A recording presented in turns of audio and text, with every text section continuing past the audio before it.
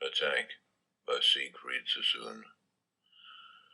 At dawn, the ridge emerges massed and done, in the wild purple of the glowering sun, smouldering through spouts of drifting smoke that shroud the menacing scarred slope, and one by one, tanks creep and topple forward to the wire. The barrage roars and lifts. Then clumsily bowed, with bombs and guns and shovels and battle gear, men jostle and climb to meet the bristling fire.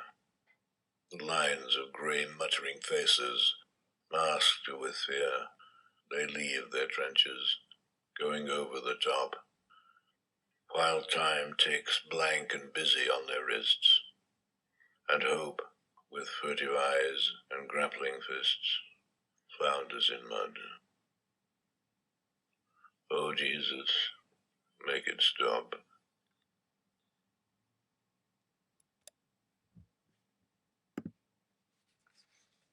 Okay, I said that the ridge emerges massed and done shows the target as a huge brownish grey mass, which then contrasts with the use of purple, glowering and smouldering, which are all associated with anger.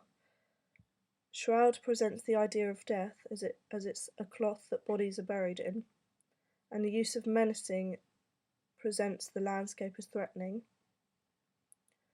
Tanks are people who are associated with tanks creep and topple and the men clumsily bowed, and the use of men clumsily bowed with bombs and guns and shovels and battle gear shows the weight that they're carrying as well.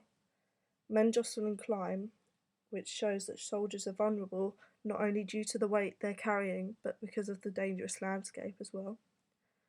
The use of fire symbolises hell, and the use of their trenches, for me, it made me think that they see their trenches as their home now, and that it belongs to them.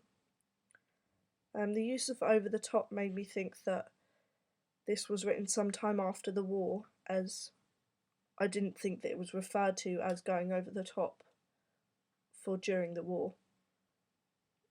And the time ticks blank and busy on their wrists made me think that time's running out and that they're getting closer to death. And the alliteration expresses the sounds and movements of the watches. The fact that hope's personified as a human means that it's likely to die, as are the men, and that there is no hope for them. Oh Jesus, I thought that I didn't really understand that because I thought that Sassoon wasn't religious, but I thought that he might be mocking it. But it might just be that that's because many men referred to it at the point of death and it just became a cliche. Sassoon uses iambic pentameter, which allows the poet to vary the pace, and the sentences are broken, which can present the going over the top and the struggle of doing that because of the landscape and the weight that they were carrying. The fact that it's one stanza, for me, it said that it's all that's left, and the idea that it couldn't continue because time had run out.